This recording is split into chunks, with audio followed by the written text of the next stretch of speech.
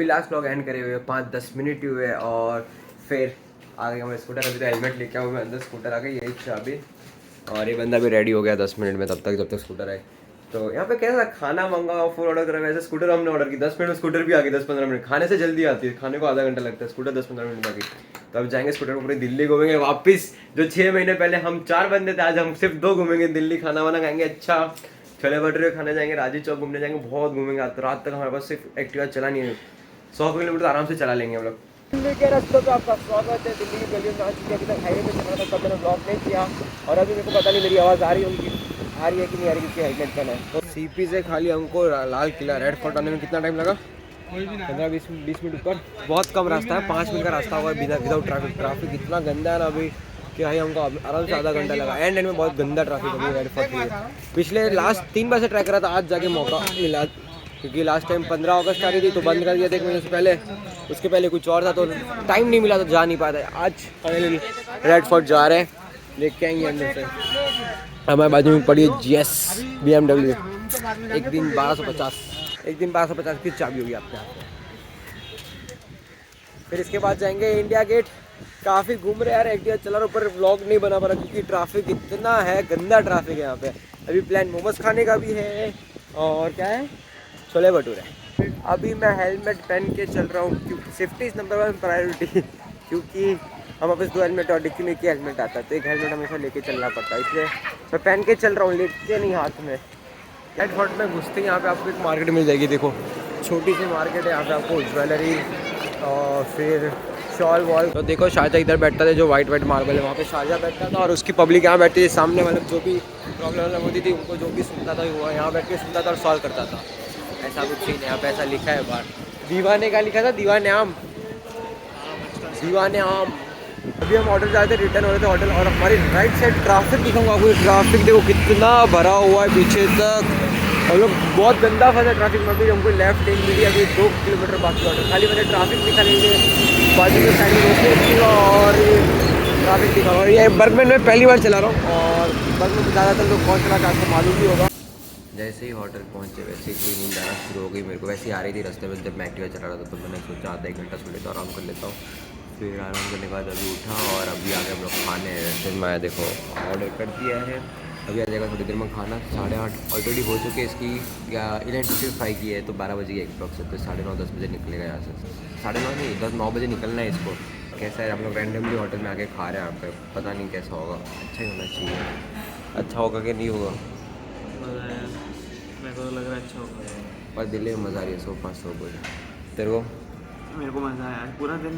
कैसे निकला पूरा दिन ऐसे? मेरे मिलता आज का दिन ना खाया और तुरंत एयरटेल गए, बैग बैग उठे और इसको छोड़ने आ गया एयरपोर्ट।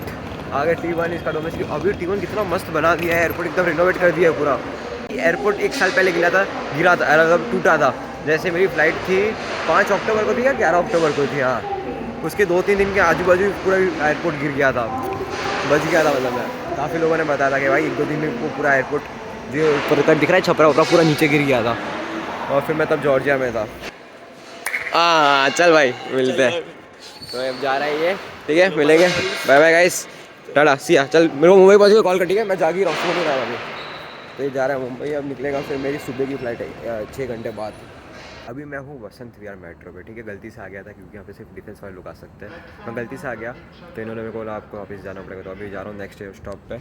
तो मैंने देखा यहाँ पे बहुत एयरपोर्ट के बहुत पास है, तो ये देखो एक के बाद एक प्लेन। अभी 2 प्लेन तो ऑलरेडी लैंड हो चुके हैं, मैंने बोला और 3 प्लेन आ रहे हैं, सारे इंडिगो के होंगे मोस्टली। देखना 1 2, उसके पीछे और 1, टोटल 3 प्लेन लाइन से लैंड हुआ। उसके आगे 2 हो चुके हैं, उसके पीछे भी कंटिन्यूस लैंड हो रहे हैं। मतलब डोमेस्टिक एयरपोर्ट पे T1 पे आ रहे सारे प्लेन, वो इंडिगो ही है।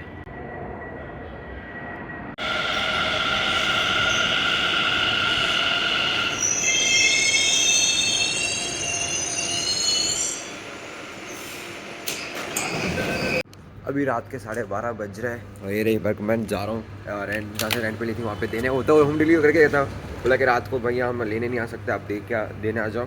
तो वहाँ जा रहा हूँ देने। फिर आके बस रेडी होना है एयरपोर्ट के लिए, नहाऊंगा, तब तक रेडी हो जाऊँगा 2-3 बजे तक। फिर 3:30-4 बजे तक निकल जाऊँगा एयरपोर्ट के लिए। सोचा था कि रात को गेड़ी मार के आऊँगा कहीं बाहर, थोड़ा दूर, पर अब वो टाइम नहीं है। कोई ना, नेक्स्ट टाइम मज़ा आ गई काफ़ी। आज पहली बार बगनन चली मैंने ज़िंदगी में, और काफ़ी घूमा दिल्ली में। और दिल्ली में इतना पॉल्यूशन, इतना ख़राब एयर क्वालिटी इंडेक्स है। सुबह से ब्राउन ये टी शर्ट पहनी, अभी पूरी ब्राउन हो चुकी, इतनी ख़राब हो गई ना स्किन की, तो इतनी गंदी बैंड बजी है ना, क्या ही बताऊँ। डस्ट पॉल्यूशन पूरी, जो 6 महीने वहाँ स्किन अच्छी होती है, यहाँ पे आके एक दिन में ख़राब हो जाती है। कि इतना एयर पॉल्यूशन है, क्या ही बताऊँ मैं आपको। स्किन की इतनी गंदी बैंड बजी, ऑयली स्किन हो चुकी है पूरी। चलो जाता हूँ बगनन देख के आता हूँ फिर।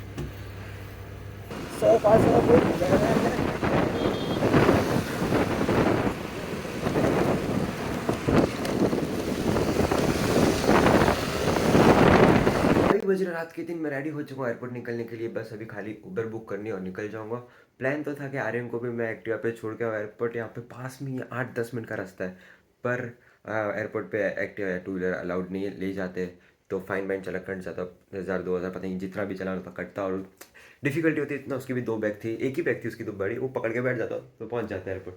कोई ना। और आपको अभी बताऊँगा मैं स्कैम, दिल्ली में जो स्कैम रेगुलर होते रहते हैं होटल्स के, उबर के हमारे आज दो स्कैम हुए, 2 से 3, जो हम लोग बचे। होटल के भी, हम लोग ये होटल में भी स्कैम होने वाला था, पर हम लोग बच गए।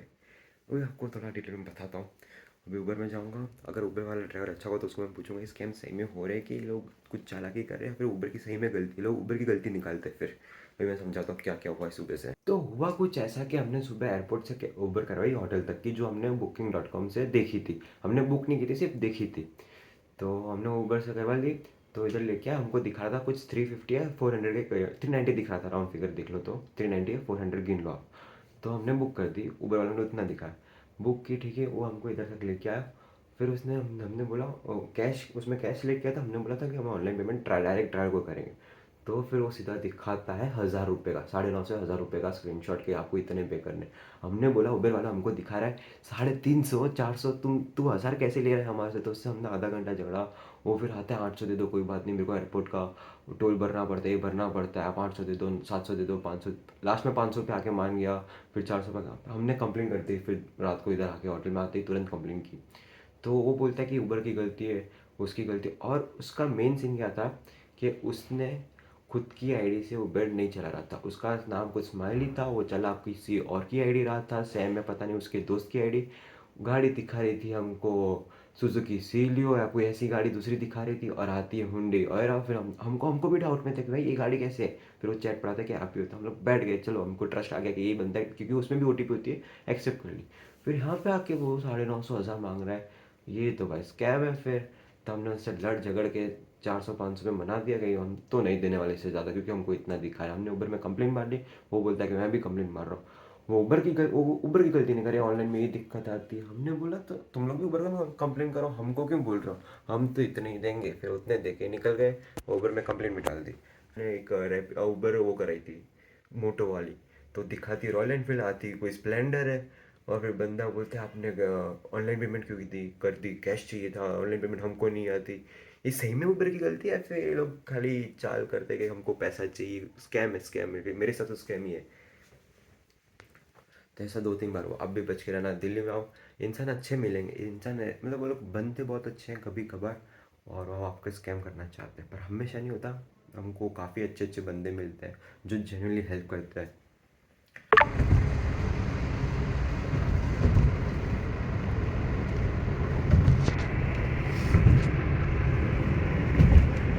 आ गया वापस एयरपोर्ट। कल सुबह ही, कल सुबह गए थे T3 के अराइवल से, वापस आ गए T3 के डिपार्चर पे। और यहाँ पे सबको, और डिपार्चर टर्मिनल पे सबके इमोशंस बाहर आते हैं। जिसके पेरेंट्स आए तो रोना धोना तो गैर मस्ती में कह रहा हूँ। सबके इमोशंस बाहर आते हैं, रोते हैं लोग काफ़ी, और बच्चे खुश होते हैं हमारे जैसे। मैं तो एक्साइटेड था, मैं रोया नहीं था। और यहाँ पे दिखा है गेट पे कितना वेटिंग टाइम है। गेट पे सबसे कम 1 मिनट, तो मैं सीधा 1 से ही जाऊँगा, वहाँ बहुत लास्ट में होता है। बाकी सब देखिए 4 मिनट, 3 मिनट, 5 मिनट, कोई ना। तो लाइफ में पहली बार मैं सेल्फ चेकिंग करने वाला हूँ। ये इंडिगो का टैग फाड़ा, और यार इंडिया का टैग है, यहाँ से देखो मशीन है, सेल्फ टैग निकाला, मतलब यहाँ से खुद आओ, पासपोर्ट नंबर डाला, टैग निकाल दिया। अब इसको खाली चिपकाना है और सीधा बैग रखनी है चेकिंग के लिए। कुछ मेहनत नहीं, और मेरा ओवर वेट भी नहीं है। मेरे को लगा 25 किलो मैंने एक्स्ट्रा कराया था स्टूडेंट डिस्काउंट में, मेरे को लगा ओवर वेट हो जाएगा, पर नहीं हुआ, बच गया। क्योंकि इंडिगो से आया तब 30 था, 20 में 25 था, वैसे तो 15 था। तो स्टूडेंट डिस्काउंट में मेरे को 10 किलो एक्स्ट्रा दिए इन्होंने, और डिस्काउंट भी अच्छा खासा मिला फ्लाइट में, प्राइस में भी। मैंने बैगेज टैग निकाल लिया, तो भी इतनी लंबी लाइन में खड़ी रहना है मेरे को अब, तो मतलब ही नहीं है इसका। चलो मेन लगेज चला गया, मतलब 25 किलो, मतलब रेगुलर पे जाओगे तो 15 किलो था, स्टूडेंट में 25 किलो मिला, तो मेरा 3 किलो कम था। फिर इसका वेट नहीं किया खुशी, और इसका वेट नहीं किया, क्योंकि 10 किलो की तो मेरी पीछे वाली बैग है, और ये भी 8-10 किलो की, 20 किलो ऐसी, मतलब 10-15 किलो तो ज़्यादा ले जा रहा हूँ। और मेरे को इंडिया के सिस्टम पे इतना गुस्सा था, सेल्फ चेकिंग रखा है, ठीक है, सेल्फ चेकिंग क्यों करते लोग ग्राउंड लाइन पे, क्यों करके आते ताकि लाइन में खड़ा ना रहना पड़े। तो मैंने सेल्फ चेकिंग भी किया है, सेल्फ और बैगेज बेल्ट भी कर दिया, तो मेरे को लगा सिर्फ बैग रखने की वेट करके वहाँ पे कोई बंदा रख दो, पर नहीं, इनको सब कुछ वापस कोई प्रोसीजर करो, सेल्फ चेकिंग के तो भी कोई मतलब नहीं है। क्या सिस्टम है, लाइन में इतनी लंबी लाइन में खड़ा रहा, आधा घंटा वेस्ट हुआ अभी मेरा, आधा घंटा तो आराम से। और फिर अब जाए ना डोमेस्टिक सिक्योरिटी में, डायरेक्ट इमिग्रेशन है नहीं, और मेरे को फिर बोर्डिंग पास भी नहीं दिया, मेरे पास फ़ोन में है इसीलिए, क्योंकि पहले ही निकाल दिया था। इमिग्रेशन उधर आता है, इमिग्रेशन में जाने की ज़रूरत नहीं, सिक्योरिटी चेकिंग रहते खत्म, टाइम लगेगा मेरे को। मेरा वाला प्लेन विस्तारा का होने वाला है, ये देखो खड़ा है वही विस्तारा, जो कि अभी एयर इंडिया ने खरीद लिया है शायद तक, ये या फिर एयर इंडिया वाला हो सकता है, मेरे को लग रहा है वाला होगा मोस्टली तो। और अभी सिक्योरिटी में जो मेरा दिमाग ख़राब हुआ है ना भाई, डोमेस्टिक में इतनी सिक्योरिटी, मतलब इनका मशीन इतने पुराने, एक एक वायर निकालने पड़ रहे हैं मेरे को, कि उनका एक वायर डिटेक्ट नहीं हो रहा बैग में मतलब इंटरनेशनल फ्लाइट जितनी की है अब तो की है, मतलब काफ़ी हो गई। इंटरनेशनल एयरपोर्ट्स, इंटरनेशनल चेकिंग में कभी खाली लैपटॉप निकालने को बोलते, बाहर के कुछ ऐसा निकालने को नहीं बोलते, ज़्यादा चार्जर या माउस। यहाँ पे एक एक तार निकालने को बोला मेरे को, और फिर भी मैंने सारे तार नहीं निकाले, थोड़े ही निकाले, और फिर मैंने चेक किया कि देखते इनको पकड़ा था कि नहीं पकड़ा है। मेरा पेन ड्राइव भी अंदर था, बैग में बहुत कुछ अंदर था, और बहुत अंदर अंदर होते 15-20 वायर, तो उसके अंदर 5 निकाले होंगे, तो वो तो नहीं पकड़ा है उनसे। ईयरफोन्स भी नहीं पकड़ा है, खाली मशीन इनकी बहुत पुरानी है, मतलब बाहर निकालो तो ही दिखता है, वरना नहीं दिखता इनको, ऐसा सीन है। मतलब दिखता है पर वो पकड़ नहीं पता वायर है कि क्या, कुछ ना कुछ तो मशीन पुरानी होगी बहुत, एक इनको अपडेट करने की ज़रूरत है। इतना 1 घंटा ख़राब किया है इन्होंने सिर्फ इसमें सिक्योरिटी में। और 5:30 हुआ, में जब 5-10 मिनट का बोर्डिंग शुरू होगी, देखते हैं विस्तारा एयर इंडिया, इनका खाना पता चलेगा, और इनकी सीट की वो कंफर्ट कितना है वो सब मालूम पड़ेगा, क्वालिटी मालूम पड़ेगी, इसलिए मैंने एयर इंडिया ली। इंडिगो तो मेरे को जाना ही नहीं, इंडिगो बहुत डिस्कम्फर्ट है, मतलब नींद नहीं आई थी कल रात को, तो और अकड़ जाती है पूरी बॉडी, कमर जो दर्द हुआ पूरी। फिर दूसरे दिन मैंने पूरे दिन एक्टिवा चलाई, कमर की बैंड बच गई थी। और अभी 10-15 मिनट में बोर्डिंग शुरू की, और इसकी देखते हैं एयर इंडिया कैसी है, खाना देखेंगे, सीट देखेंगे, और फिर आपको बताऊँगा कैसी रहती है। और भूख लगी है थोड़ी बहुत काफ़ी, और यहाँ पे मैंने सोचा टिम हॉर्टिन्स, पर टिम हॉर्टिन्स अब तो अहमदाबाद में भी आ गए। पहले मैं ट्रायल करता तो कहीं मुंबई जाता था तो स्टारबक्स पीता था, क्योंकि अहमदाबाद में नहीं होता था। अहमदाबाद में स्टारबक्स भी है, टिम हॉर्टिन्स देते हैं, यहाँ पे कुछ खा पी नहीं रहा, इसीलिए अहमदाबाद में सब आ गया अब तो।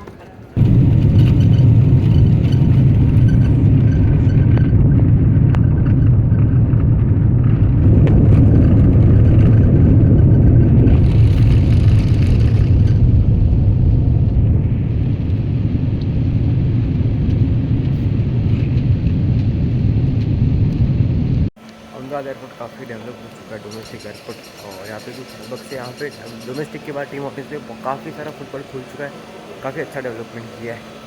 तो चलो मैं जाता हूँ बाहर, खड़े होंगे ये लोग, पेरेंट्स ही खड़े होंगे, तो ये लोग इधर, यानी हाँ और बता देता हूँ, इस तरह बहुत मस्त फ्लाइट थी, 1 नंबर। इस तरह बहुत मस्त फ्लाइट थी, 1 नंबर, खाना अच्छा था, सीट्स कंफर्टेबल थी एकदम, तो मेरी लिए तो बहुत अच्छी रेटिंग है। इंडिगो से काफ़ी बेहतर थी, एयर इंडिया से। एयर इंडिया इस तरह वाली बेस्ट स्क्रीन थी, मूवीज़ भी चल रही थी, ईयरफोन्स की क्वालिटी भी अच्छी थी। तो चलो अभी ब्लॉग इधर एंड करते हैं, टाटा bye bye, from this choose आएगा एग्जिट।